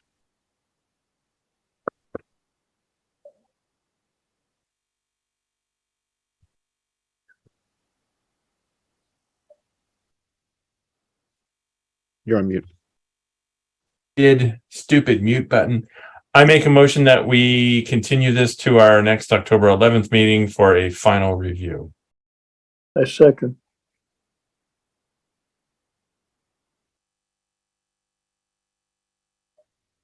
I have a motion and a second to continue to October 11. Roll call vote, Kevin Davis, Kevin Davis votes yes. Gino Fratelloni, If I don't say yes. Matt Wason. Yes.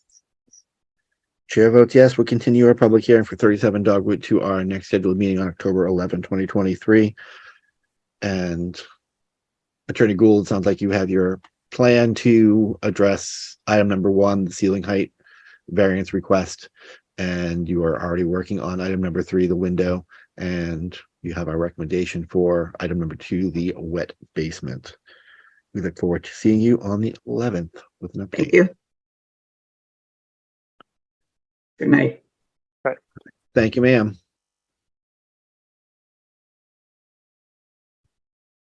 All right. We are now at our 7:50 public hearing, or excuse me, discussion regarding the infectious disease decision support tool. Dr. Wason, welcome back. There it is. All right, there we go. Here's the latest and greatest. COVID-19, our primary variant is EG5, still an Omicron variant. It's kind of creeped up, so it's about a quarter of the cases in the New England area and a couple others still trickling in. Our case counts are climbing, hard to refute that. And again, knowing that those are the 2-week case counts that are only the officially reported cases, school's back in session. I know my child has also already had several classmates who've been out with illness. So it wouldn't surprise me if we continue to see these rise for a while. I would throw out that maybe now's the time to do a little mask wearing when you're out in public, other places where you potentially are around a lot of people for long periods of time, just to protect yourself a little bit, especially before you get your fall vaccinations. ICU bed access is kind of creeped up, I believe. It's still below 80%, but it's at 77. There's some new reporting on vaccination data for Massachusetts. So I have reinstituted this data point, and it is based upon, so up to date, the way that they're defining it in Massachusetts right now is you've gotten a booster since September of last year, which by saying it that way means almost assuredly you got a bivalent booster last fall.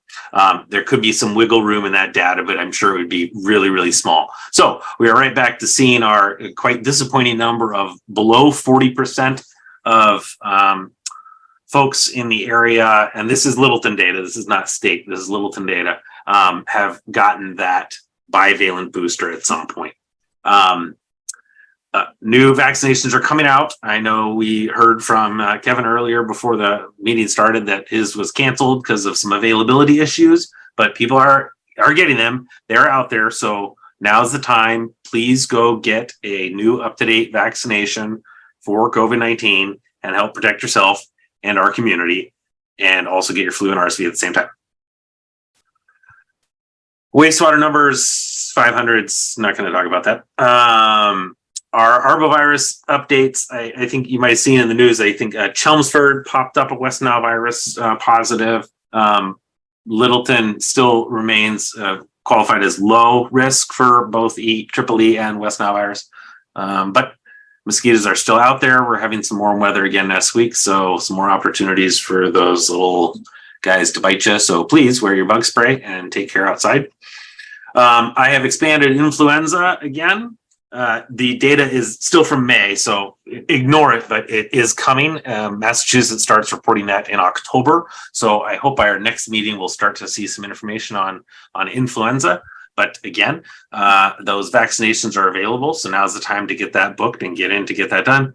And then RSV is updated low, but I'll point out the little tiny uptick down here in the lower right corner of this chart shows that they are starting to see some positive RSV results.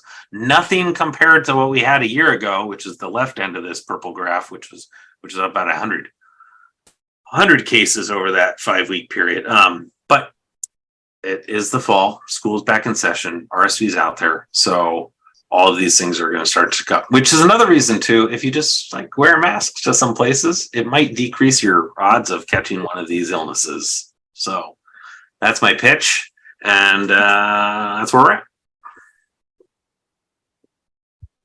Questions? Thank you, sir. As I certainly know that the state data is a little bit behind, but we had 357 patients hospitalized a week and a half ago. The new data comes out on Thursday, and we had 29 deaths. So now a week and a half ago, but for that week.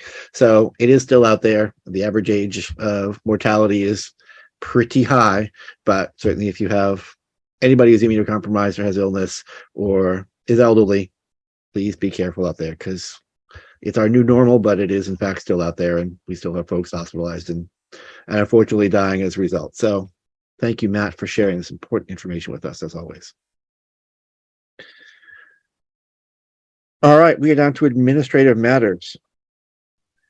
I know Mr. Davis had said he had some challenges trying to get to minutes on the OneDrive. Did anyone else have trouble? Go ahead. Still having problems, but that's okay. I'm going to work through it. It's an IT issue.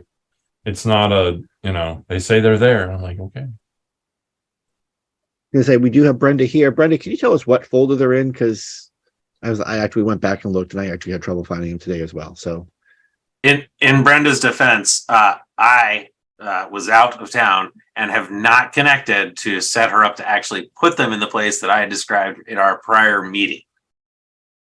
okay. So then do we want to delay this one more meeting so that way we can have a fruitful discussion, or ... I was gonna say, well, certainly it's hard to approve minutes if we haven't had the opportunity to review them. That would probably be an inappropriate choice. At least speaking as chair, I would feel uncomfortable with having us approve minutes that are not Here. ready and available for us to review.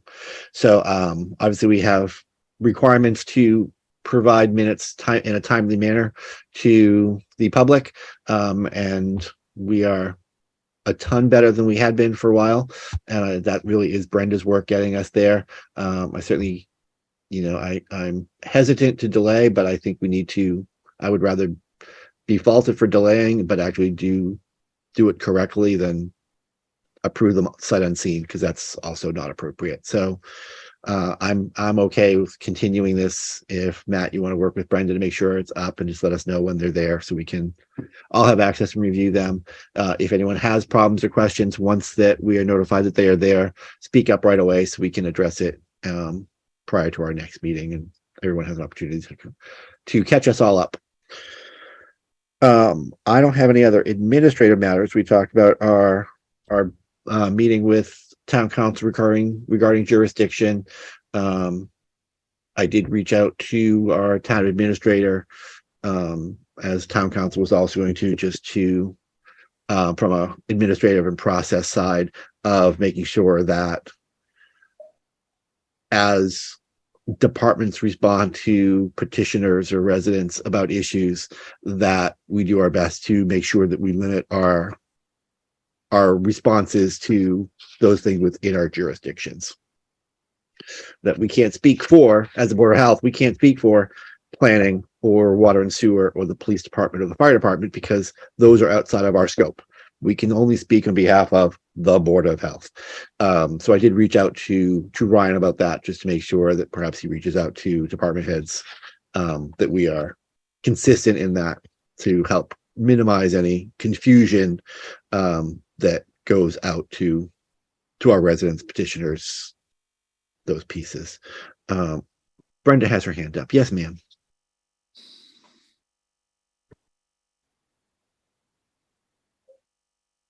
Yes, Brenda.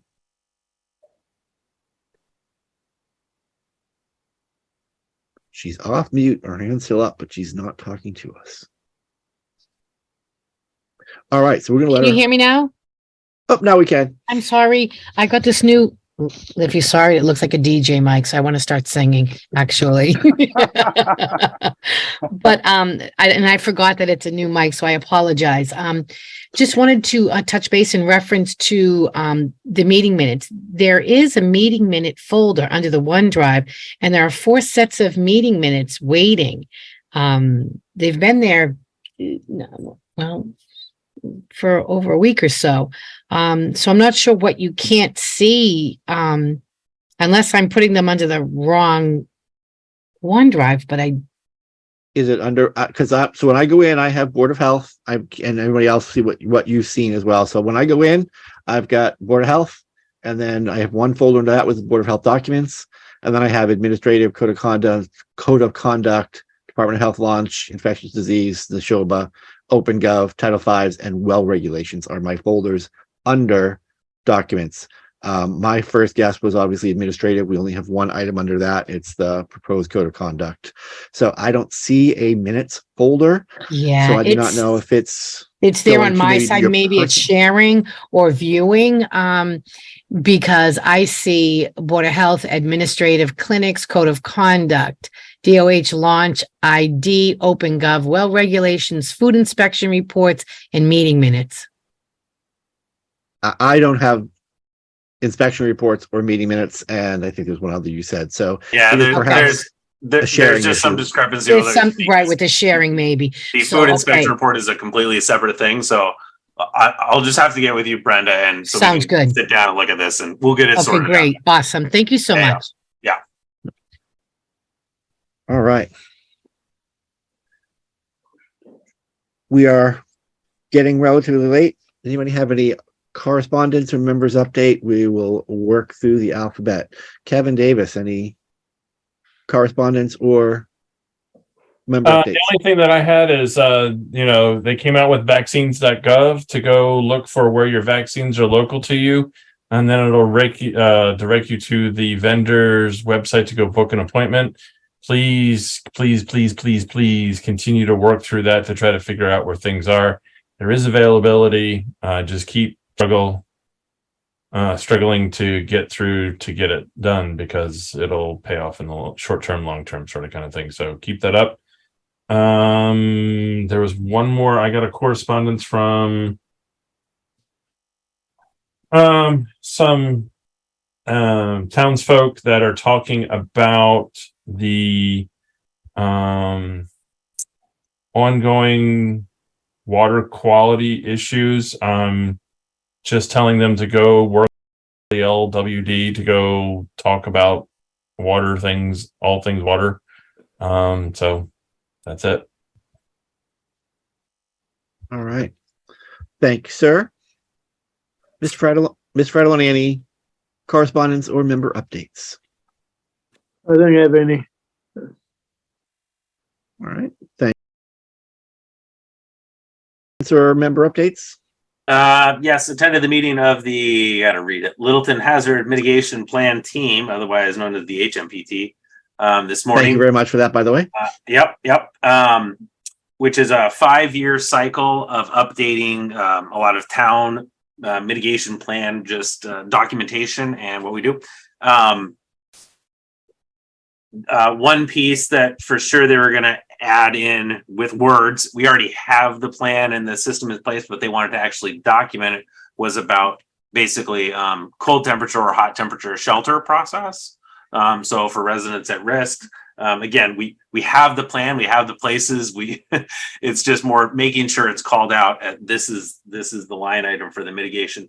But then the other one, and I haven't had a lot of time to chew on it because it was this morning, is we, as Dan kind of mentioned about this meeting, we're the only board that has members attending this kind of team. And that's probably because we are the only realm without a department to send a director to this meeting. And I'm wondering if it's within the scope of this mitigation plan that they're constructing, is should we have some infectious disease response or public health emergency response criteria called out at all? And I know there were times where things were deflected over to the fire department's emergency preparedness plan, but they weren't present at the meeting. And so it just made me a little concerned of like, well, if my team thinks your team has it and your team thinks my team has it and the board doesn't know, I'm just worried about a gap there. So I think, Dan, if you could follow up, or if you want, me to follow up with Ryan to say, is this a category that should be included in this plan? And if not, and it's in the emergency preparedness plan, then I feel woefully uninformed about that plan. So I feel like action should happen. Is just, should it be with this team, or should this Board of Health get more understanding about emergency preparedness for the town? Nope. Thank you very much. I certainly was at the first one. So they've actually just started this process. Matt was kind enough to jump in for me today. Unfortunately, I had a conflict for this morning's meeting. So it's the second meeting of this review process for the 5-year cycle. So it's still relatively early in the process. Basically looked at what hazards have been, what mitigation plans have been identified in the past, and updated them based on changes in our community. Also including this one was changes in the FEMA floodplain maps, and if that changes any of our critical infrastructure, community resources, neighborhoods at risk. I don't remember seeing infectious disease as a specific hazard mitigation piece, and I'm not sure why that is. It's what I have seen so far with the process is that it looks more structural and infrastructural, that floodplains or floodplains, and if we had a nuclear reactor in town, okay, that's potential. How do you make it seems more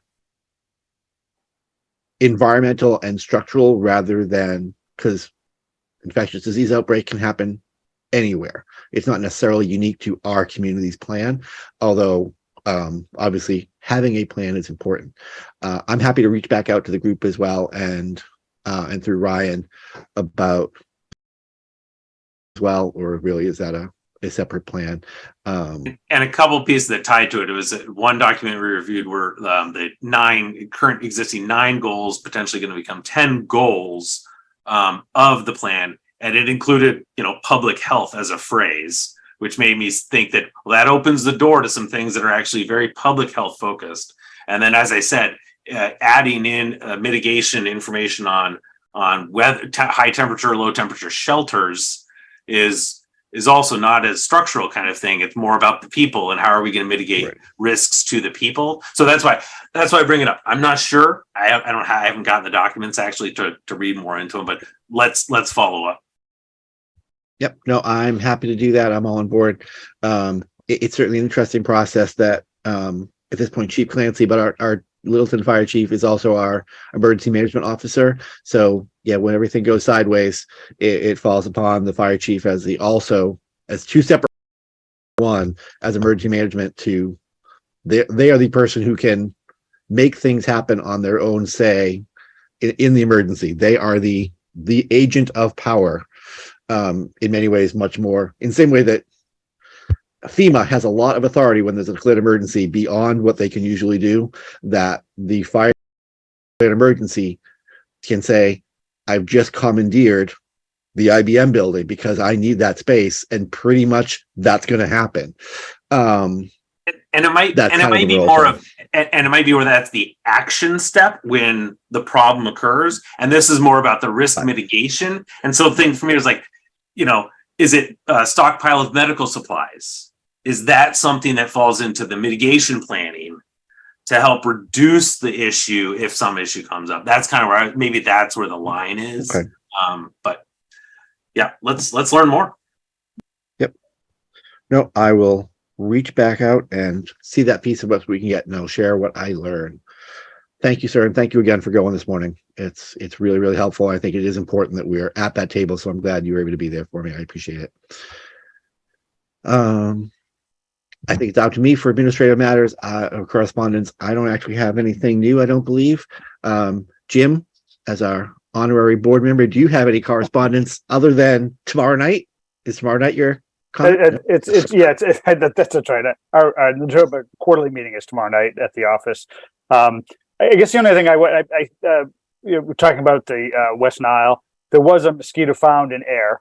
I think it was on the Littleton side of that. So Central Mass Mosquito Control Program is a great program.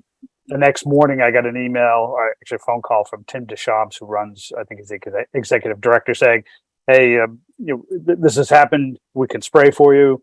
I'll send you the maps." So he did. I think I sent the maps out. I didn't hear anything. So, and I think for the reason I mentioned, Dan, that's kind of more of an over 55 section of town. And with West Nile, I said, yes, please go ahead and spray it. I guess that was in other situations like that, I'll follow the same path if that works for you. Absolutely. Yeah, no, we did share that in our Okay. last meeting, because I think good. you shared it on like that morning, either Tuesday or that morning, that it was happening. And we went, you know what? I have no problem with it. Okay. And I think it's important as well. But yeah, no, we brought it back to the board. Okay. I think, they were gonna spray on either Thursday or Friday. So we had an opportunity for the board, if we really had a problem or our butters had a problem, that we could speak to it. But the board was all good with it. So Yes, Mr. actually, this is okay. Mr. Wason can go first. I have two fingers up. I was just saying, Jim, then why isn't that identified on the Massachusetts site as air being higher than a low risk because they have a positive test? I can't really speak to how they classify that. I'm sorry. Okay. Because I see, now that you say that, September 6th, air had a positive mosquito test. And it may have something to do with the type of mosquito that's there, because I know they make a point to say whether they're mammal biting mosquitoes and stuff like that, and maybe that drives some of the risk. There is a arboviral plan that they put together every year, and if I had time, I would read through it every year, but I don't. And I rely on them to tell me what the risk is and tell me where. They won't tell you where the mosquito was, because I don't want people tampering with their traps, but they'll tell you it's generally where it's located. And so mosquito control works with Department of Public Health for the sampling of the mosquitoes and testing. So they know where they are, and they'll contact the affected boards of health to say, hey, you want this done? And again, they're a wonderful organization to work with. I guess they're just saying low risk because it's still a very low risk of transmittance, because they found one mosquito, no animal cases, no human cases. It's still low. Yep. Today. 55 there. The little red lines, I don't think north on Spec Pond, and it didn't go to Bluebird, and it didn't go to Ricket, I remember. And So they provide us with the map of where they feel it's appropriate to spray relative to where the mosquito was found. I get that, Yeah. but if our logic is, hey, there's an over 55 population that's there, Yep. and the spraying doesn't come that far north, could we please in the next time say, hey, could you please spray on Bluebird and Cricket up Spec Pond, so that way it. We can certainly ask them to expand that. Yep, that's not a problem. Thank you. Jim, were you thinking that area, or were you thinking like the 249 A Road mobile home neighborhood? That's what I was thinking. That was in it. Yeah, that was all. That was in it. Yeah. That was in it. But then there's the over 55 on Bluebird that, Right, Cricket. Yep, I hadn't thought of that, but I saw the map and saw the streets and said, yep, that's a good area to spray. So I'm just saying, if that was said, then we should. Yep. Not a problem. All right. Anyone else have anything to share before we entertain a motion? think we said enough. Make a motion to adjourn, and thank you, Jim, for coming and helping us out. You're welcome, Gino. All right, thank you, sir. I have a motion and a second. Roll call vote, Mr. Davis, Mr. Davis votes yes. Mr. Pratt, Jim